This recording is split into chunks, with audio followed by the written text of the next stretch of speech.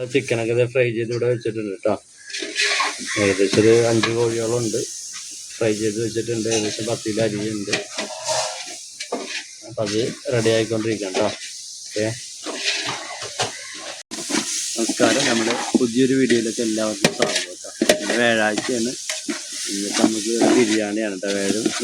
വ്യാഴാഴ്ചയും ഞായറാഴ്ച നമുക്ക് ബിരിയാണിയാണ്. ഇന്ന് രാവിലെ കുറച്ച് വിറകൊക്കെ എടുക്കാൻ പോകാനുണ്ടായി.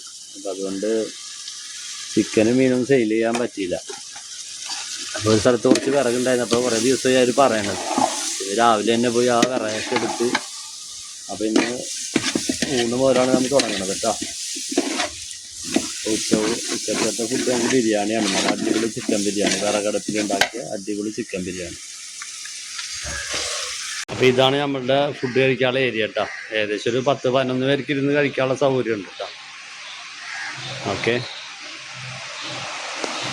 അപ്പോൾ നമ്മളുടെ ബിരിയാണിയുടെ മസാലയൊക്കെ ഏകദേശം റെഡി ആയിട്ടുണ്ട് കേട്ടോ. ഇതിൻ്റെ അത് മെയിനായിട്ട് നമ്മൾ ഉപയോഗിക്കുന്നത് പുതിനയില, മല്ലിയില, പിന്നെ കുരുമുളക് പൊടിയൊക്കെയാണ് നമ്മൾ ഉപയോഗിക്കുന്നത് കേട്ടോ. പുതിന അധികം ഇടും, അപ്പോൾ നല്ല ടേസ്റ്റും കിട്ടും. വയറിന് കേടുകളും കാര്യങ്ങളൊന്നും ഉണ്ടാവില്ല.